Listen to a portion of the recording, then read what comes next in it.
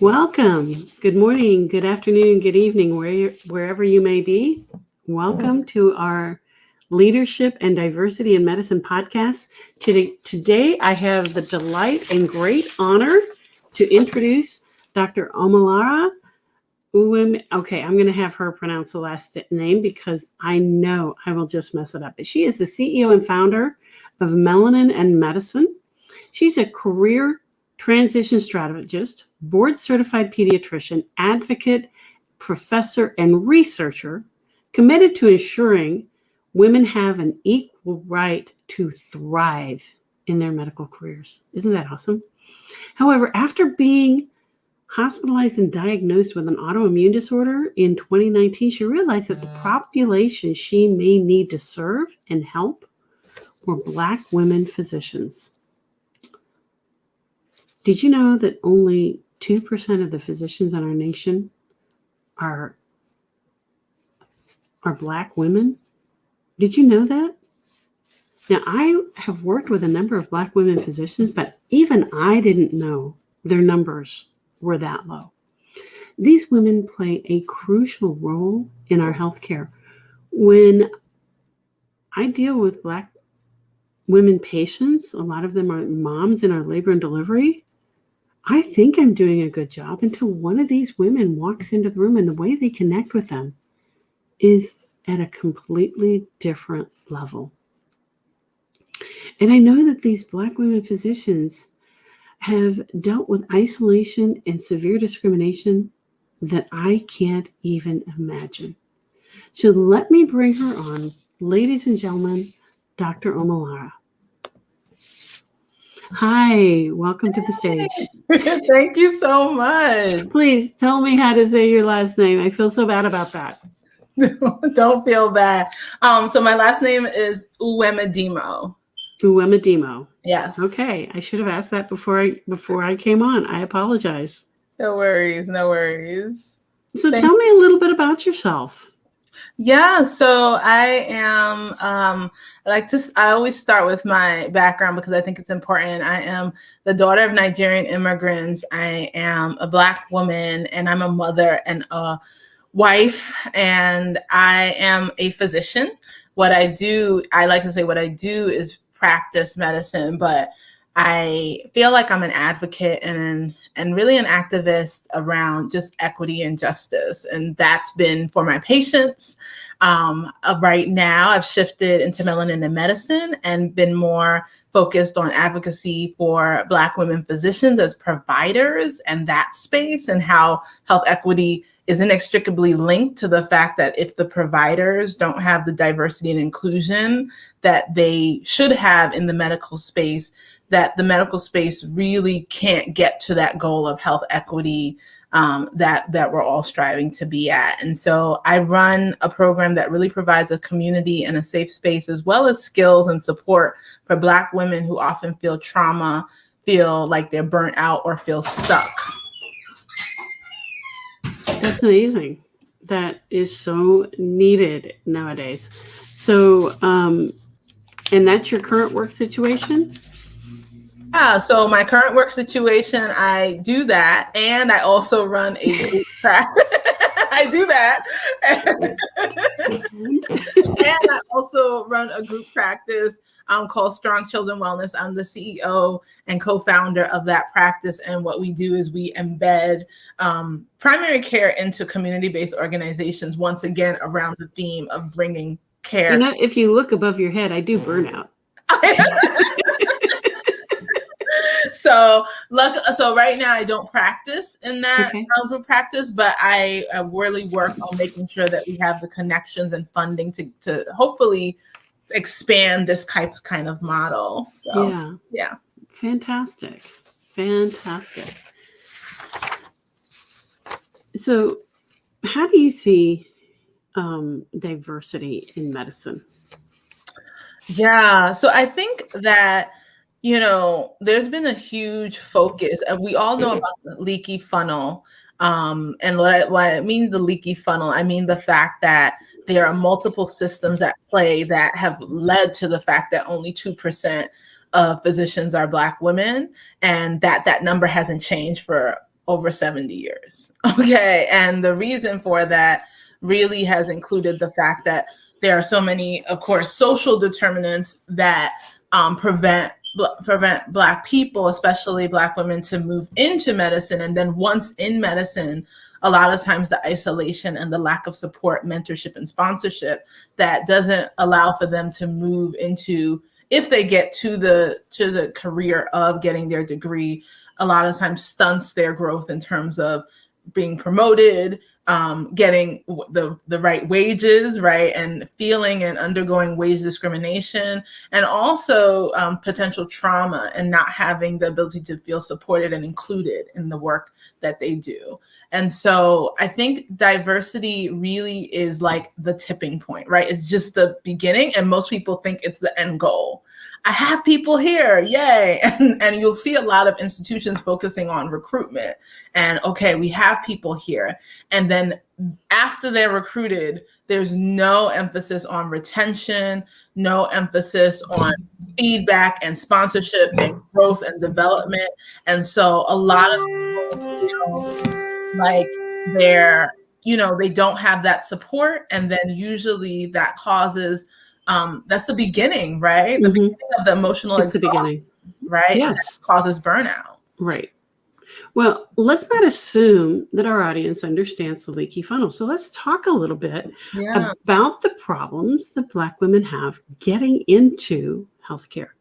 Yeah. So I think, for me, right, you can't be what you don't see. That's been a common quote that we hear.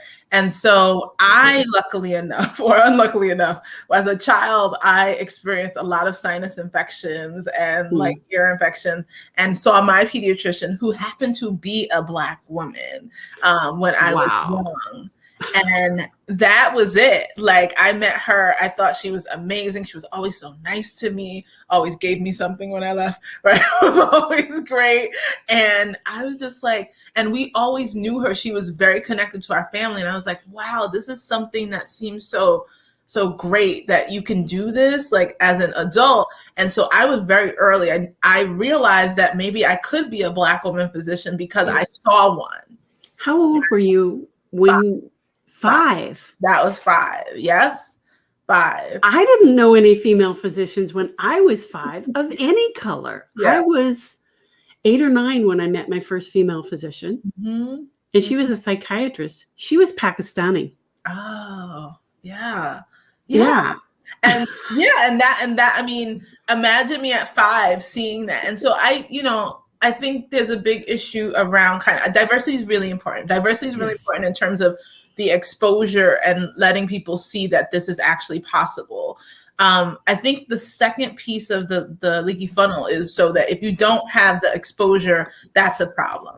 The second piece is the financial strain and the disproportionate wealth gap, as well as educational gaps for Black and Brown communities. And so that means in our communities, there is concentrated lack of resources, concentrated in disinvestment. And what that looks like is the enrichment activities, the additional activities to help support into the STEM programs and into STEM is not given in a lot of our communities and public schools. And what we see then is that a lot of the exposure, not only do I know that this is possible, but what are the skills, what are the information and the education that I need to actually make this a reality and move into that career? That becomes a problem if that's not present in many of our educational systems. The third piece is the financial piece. Okay, well, let me back up. So you're saying the second piece is the wealth gap and the enrichment programs aren't available in the right communities. Did I get that right? I would say the education piece. The third piece is the wealth financial gap. Yeah. So the wealth financial gap really comes to play when we think about things like MCATs, and we think about things like college applications, and we think about the amount of money that's needed, right, to even enter into certain pre-medical programs or colleges. And we find that societally becomes a huge barrier for people identifying, yes, she even has the grades, she has the education, she knows what she wants to do, but I can't actually afford to send her to to that institution. And so that becomes the real third layer. And if we're able to overcome all of those and enter into the medical school career, right, and going into medical school, there's an onslaught of the isolation and I don't call it microaggressions. I actually call it covert racism and overt racism.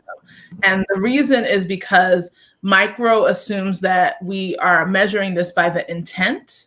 And I like to say, this is not about intent. This is about impact. This is about what is the impact of that experience. And I've known certain things that have happened that have been labeled as microaggressions that are still with me 20 years later. And so that's important as well. I'm trying to write some of this down in the comments.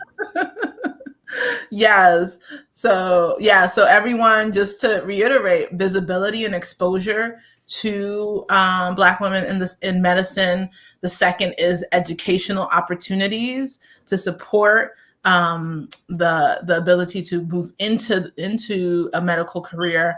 Third is the financial strain and barriers. And then number 4 is being able to overcome isolation, the lack of a support network, and also racial trauma. Yeah, and I know it's not anywhere near as bad just for white women, but the gender trauma is there. Exactly. Oh yeah. Yeah. let's pile that in as well. Thank you. Yeah. I think the people I've seen go through the worst of it are the Black women orthopedic surgeons. Mm-hmm. What they have been through, and to see them succeed despite all that, to me, is just amazing. Yeah. I mean, there's so many. You're right. As we look at different specialties, there's different gender, the different ways that the genders are proportioned out in those specialties really does have a huge effect. And orthopedics, yes, I have a few friends who are Black women orthopedic surgeons, and I've talked with them and spoken with them. And one of the nice things is that, and it's a part of the idea of melanin medicine, is that they found each other and really have such a close-knit community, not only because it's nice, but because they literally have to. They have to. I worked with one at the first clinic I was in I was there for almost 20 years. She was there the last 2 to 3 years that I was there. And we ended up being in a Bible study together that was away from the clinic. But I couldn't even imagine how she had survived for that long. Exactly. And she didn't stay at that particular clinic. There was no way. Yeah. And that's a disservice, because now the children who come into that clinic, or the people who come in there right now, have lost that diversity and that potential, exposure to a Black physician who has a shared cultural experience, and can also inform the providers of that practice as well, and allow for that capacity building. Yeah. And we could stop the interview right here and it would be a great interview. We could. This has been fantastic. So how do you think changes can be brought about to help minorities, women, LGBTQ in leadership in medicine? Not just the rank and file, but in leadership in medicine.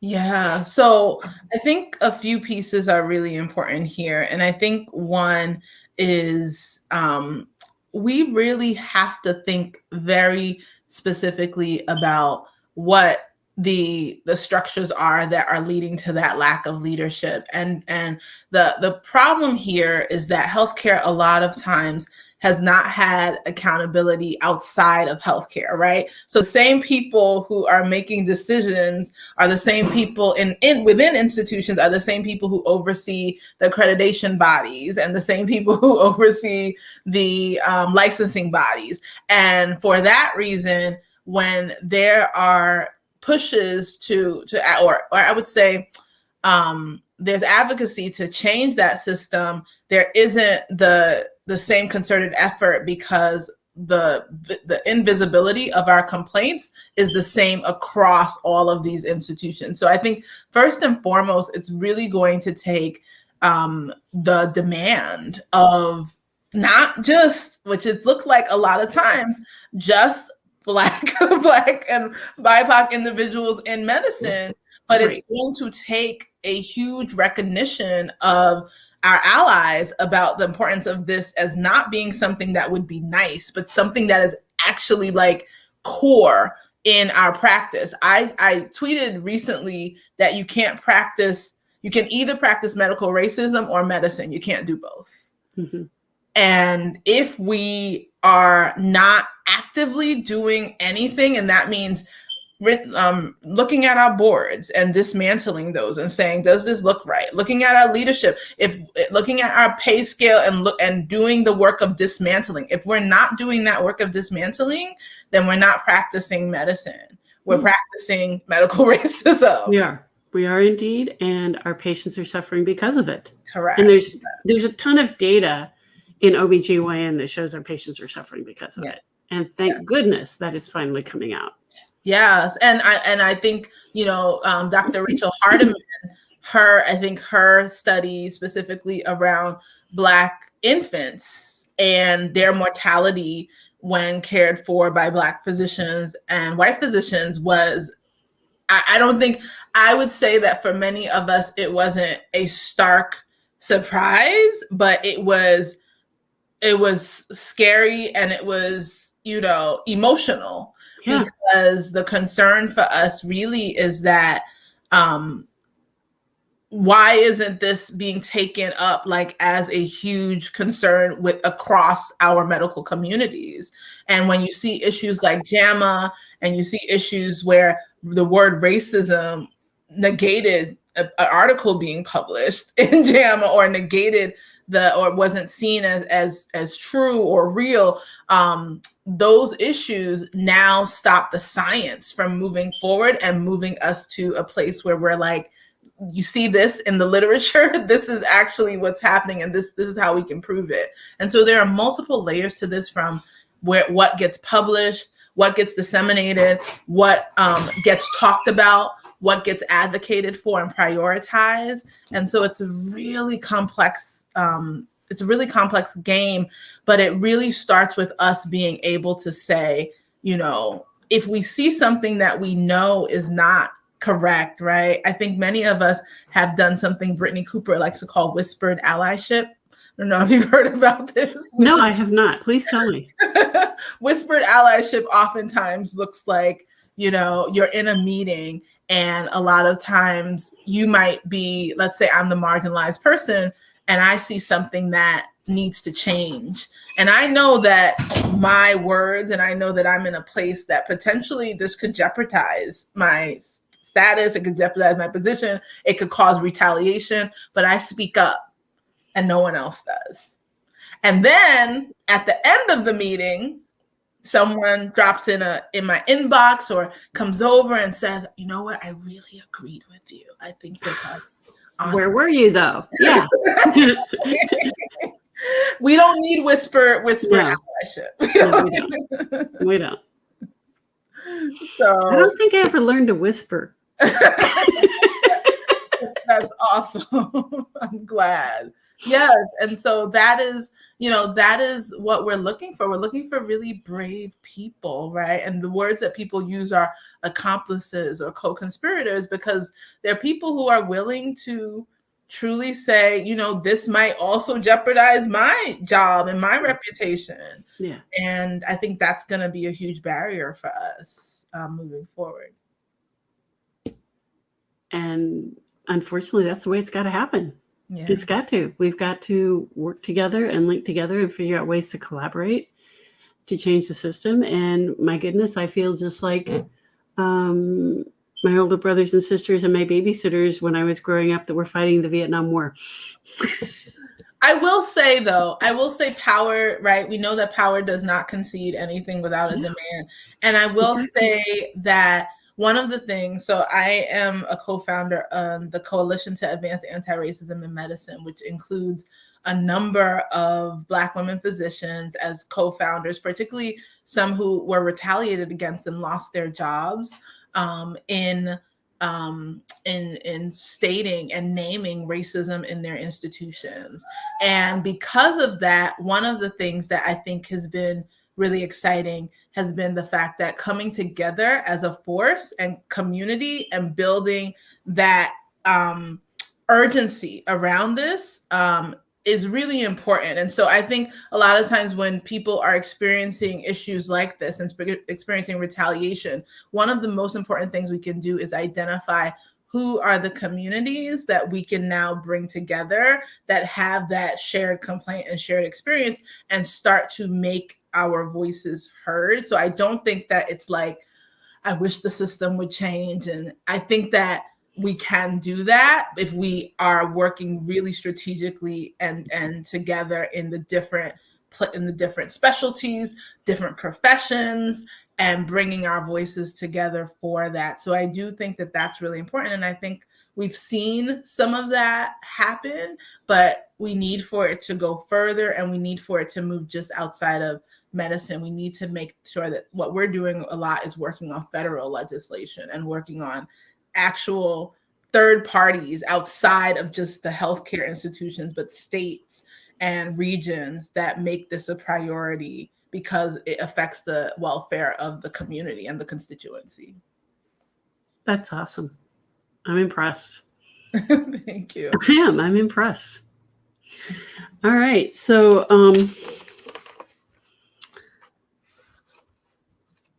why do you think so many of our leaders are seeking non-clinical opportunities rather than staying in medicine?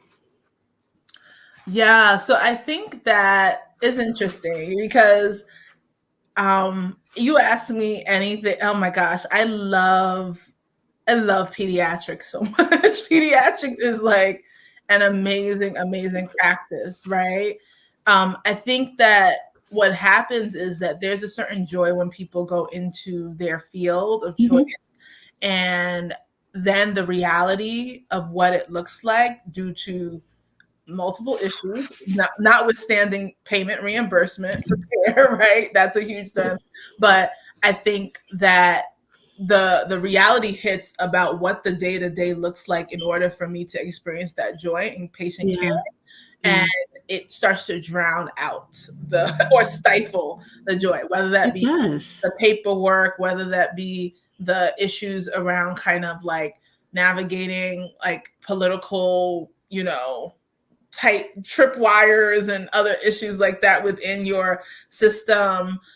Whether that be not having the support system to like help you grow and feel like you're having professional and personal development. And so those pieces and those barriers then tend to be the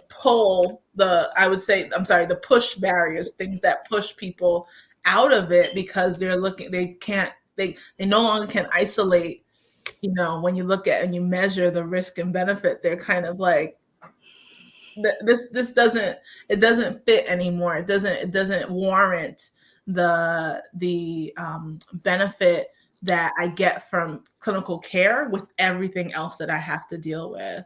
And that's really sad. But I think also a lot of us are taught to just be superheroes, right? We heard the COVID-19 healthcare heroes. And so that allows for people not to recognize our humanity and recognize that the system that we work through is not serving us, and that we are, we are suffering in it. And without that recognition, it allows for it to continue.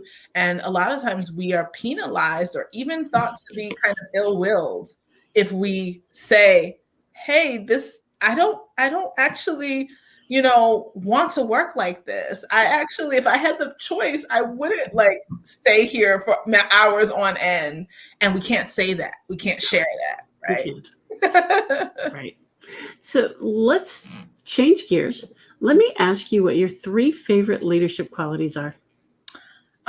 Okay. So this is funny because I feel like In my institution, when I used to work, like in many institutions, I was very much an entrepreneur, right? Very much someone who had to be building something new in some way, like to feel kind of, and so I think during those times, and now as an entrepreneur, it's been the same. So I think first and foremost, ideation, I like to think of ideation and strategy as one, if that's allowed. But Sure. the idea of taking an idea and like starting to put together what that looks like and how it's actually going to come to fruition, I think is a really important piece of leadership and helping bring that out of the people within your team. I think capacity building has always been great in terms of like making sure that you're not a leader who manages, but a leader who mentors and a leader who like lifting people up and having them grow even to the point where they leave your team, which is always like sad, but and then mentorship and I would say sponsorship in particular. I think that there's a true power in when you have some privilege and a platform to be able to say, I know a person or I know this person, and being able to utilize that to bring certain people into focus who weren't there. And if you're using that privilege and that if you're not using that privilege and platform to do that, I kind of am like, why are you there? I don't know. So those are my three, per se. I love it. Let me ask you this. Do you think anyone can be a leader, or do you have to have some sort of innate skill first? I do think anyone can be a leader, but this is what I think. I do think anyone can be a leader. I think that many of us are socialized not to be leaders. I think that's really important. Like many of us are kind of like, no, I'm meant to be a cog in the wheel. But I do feel like if you have a mission and you have a purpose that you've uncovered, you can be a leader. And the issue now is really about kind of having the wherewithal around that purpose and making it happen and making it real, and being able to say, okay, what is needed? Because I think I'm very against kind of the hierarchical idea of leadership. I think in my work as someone who does community partnership and community engagement, I've always recognize how amazing it is as leaders being more of facilitators and connectors and bringing people together. And so when I think about leadership in that model, which a lot of times is not kind of the westernized traditional model, I do feel like anyone can be a leader because anyone can bring people together and connect. And I think that's the key part of leadership. So that's more, you don't have to be in a position of authority to lead. Yeah. Yeah, you can lead from anywhere within the organization. Yeah. And I agree. Yeah. I have seen people who were housekeepers work their way up to management positions inside of a 2-year period of time. And it's amazing. Yeah. Always inspiring. Yeah. Yeah.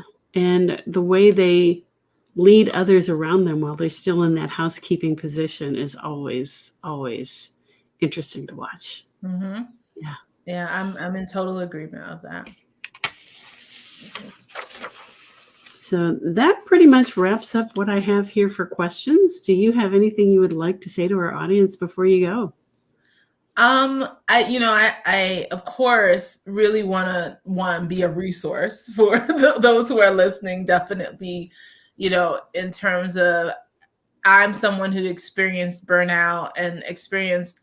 There was no maliciousness in my institution per se. Like that was kind of like, very aggressive, but it was just kind of the idea of feeling kind of invisible in terms of what are the things that I wanted, and feeling like it was dismissed, maybe devalued, disrespected. So first and foremost, I want those who are in kind of managerial systems who aren't in minoritized populations, specifically in medicine, to just like take the active step. Like being a good physician is not going to work.